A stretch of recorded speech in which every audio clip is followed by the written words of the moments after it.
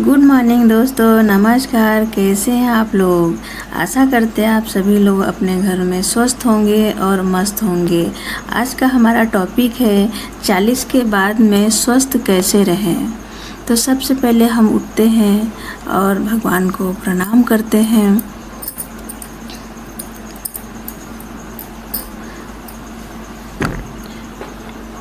उसके बाद में हम मुंह वगैरह धोकर फ्रेश हो जाते हैं।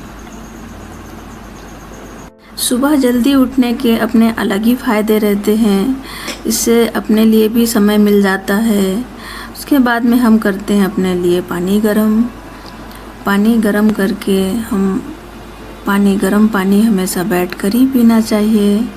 इससे आपका डाइजेशन सही रहता है। इसके बाद में हमने घर में झाड़ू लगाना शुरू किए।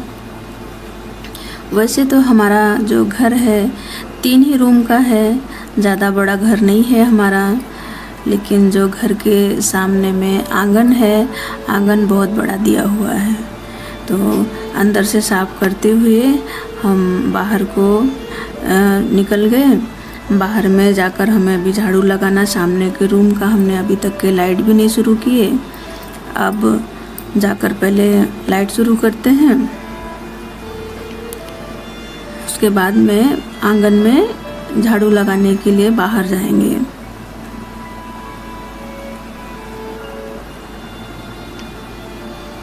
अच्छे से पूरे रूमों की हमने सफाई कर ली है। उसके बाद में अब बाहर निकलते हैं। बाहर में आंगन इतना बड़ा है कि उसको झाड़ू लगाते लगाते कम से कम 10 मिनट तो लग ही जाता है। बाहर का हमने लाइट शुरू कर दी है।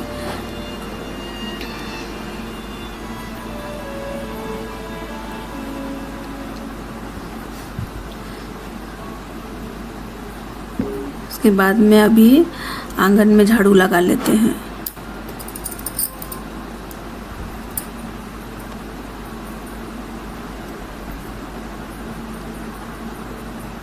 सुबह में जल्दी उठ जाओ तो अपने लिए भी समय मिल जाता है। अगर लेट तक के सोए रहेंगे तो अपने लिए समय नहीं मिल पाता है। फिर सुबह में हस्बैंड ड्यूटी जाते हैं, उनकी जल्दी रहती है, उनको सुबह नाश्ता बना के दो, घर के काम और भी रहते हैं। तो इसके लिए सुबह जल्दी हमेशा से वैसे भी हमारी आदत ही पड़ी हुई है। हम सुबह जल्दी ही उठते हैं। हमारा टाइम है, बिना अलार्म के हम सुबह 4 साढ़े 4 बजे हमारी नींद खुल जाती है। आंगन से लेके गेट के बाहर तक हमने झाड़ू लगा लिए हैं। वैसे जल्दी हम गेट बाहर का खोलते नहीं हैं जब तक कि उजाला नहीं हो जाता है, क्योंकि जंगली जानवरों का डर रहता है। तो इसलिए जल्दी बाहर जाते नहीं हैं जब तक उजाला नहीं होता है। अभी झाड़ू लगा के हो गया है। अब शुरू करते हैं हम अपने लिए समय जो बचाए हैं। तो अब हम शुरू करते, पहले हम स्टिचिंग कर लेते हैं।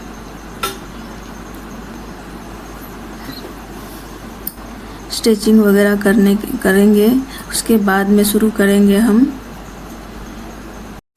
जितनी भी एक्सरसाइज रहती है, जो हमें याद रहती है, वो सभी एक्सरसाइज हम सुबह के टाइम पे कर लेते हैं। ये जो सुबह का समय रहता है 4 से 5 बजे का, इस समय पे हमें कोई भी डिस्टर्ब नहीं करता है। ना ही हस्बैंड मेरे चाय मांगेंगे सुबह, क्योंकि उनको चाय हमेशा 5 बजे ही बना कर देती हूँ।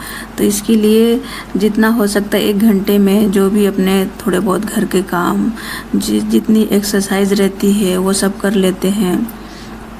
साथ में हम रस्सी वगैरह भी कूदते हैं, क्योंकि उससे क्या है, वज़न नहीं बढ़ता है। अगर हमारा थोड़ा भी वज़न बढ़ जाता है, जैसे 1-2 केजी अगर वज़न बढ़ गया, तो फिर हमें बहुत ज़्यादा दिक्कत होने लग जाती है। इसीलिए हम हमेशा से हेल्थ के ऊपर बहुत ज़्यादा ही ध्यान देते हैं और हमेशा से ही मतलब योगा, व्यायाम जो भी मतलब हमको आता है वो करते रहते हैं। फिर कुछ समय के लिए हमने बीच में जिम भी ज्वाइन किए थे, जिम वगैरह भी जाते थे। अभी कैसा बरसात का सीज़न चल रहा है, इसकी वजह से हमने जिम बंद करके रखे हैं और घर पर ही हम अभी योगा व्यायाम जो भी है सब घर पर ही करते हैं। योगा करते हुए कुछ हमें 15-16 साल हो गए होंगे। एक बार क्या हुआ था कि हमने वज़न उठा लिए थे, उसके बाद में हमारे पेट में दर्द शुरू हो गया। अब हमने अपनी सासू माँ को बताया कि हमारे पेट में दर्द हो रहा है, तो उन्होंने दवाखाना लेकर गई, बोला कि जाकर इलाज कराओ। डॉक्टर बोले अल्ट्रासाउंड करना पड़ेगा। हमने अल्ट्रासाउंड भी करवा लिए। डॉक्टर बोलते कुछ भी नहीं है आपके पेट में, आप एकदम ठीक हो, लेकिन पेट मेरा रह रह के दुख रहा था। हस्बैंड जी को बताया तो हस्बैंड जी बोलते हैं दूसरे डॉक्टर के पास में जाओ। दूसरे डॉक्टर के पास भी गए, पर हमको आराम नहीं हो रहा था। कम से कम 6 महीने हम पूरा परेशान रहे, और हमारे बच्चे उस समय छोटे छोटे थे। तो हमको लगा कि ये पेट ऐसे हमेशा दुखते रहेगा, हम काम नहीं कर पाएंगे तो कैसे बनेगा। इसके लिए हम बहुत परेशान रह रहे थे। एक दिन खाना खा रहे थे और टीवी शुरू था। टीवी में योग गुरु बता रहे थे कि योगा करने से आपका जो नाभि तली है, आपका जो पेट में दर्द है, वो सब ठीक हो जाएगा।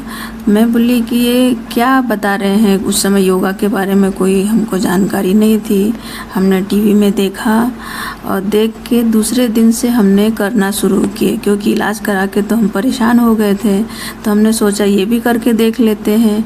कुछ हमने 1 हफ्ते योगा किए होंगे, उसके बाद से फिर हमारे पेट का जो दर्द था एकदम गायब हो गया।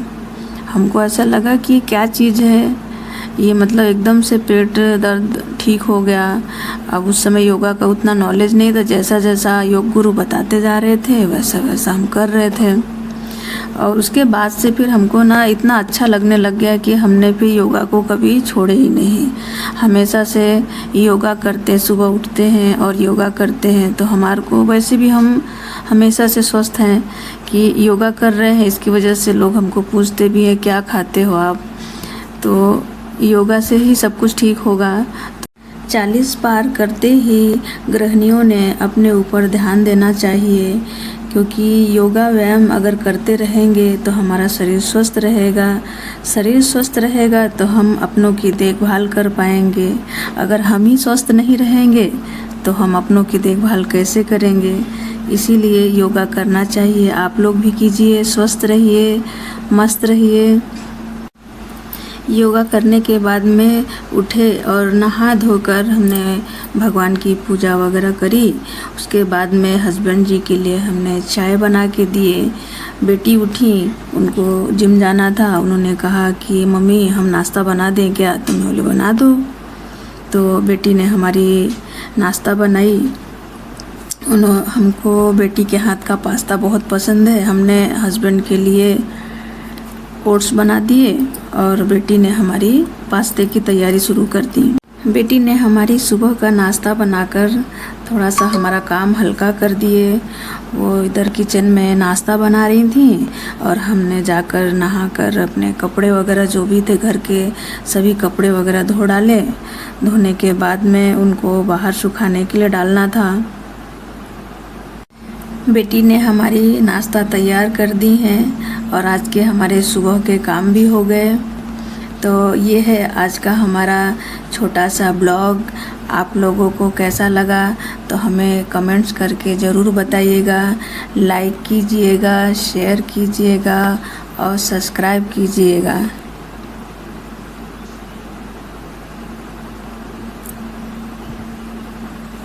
मिलते हैं नेक्स्ट ब्लॉग में। तब तक के लिए सभी लोगों को बाय बाय।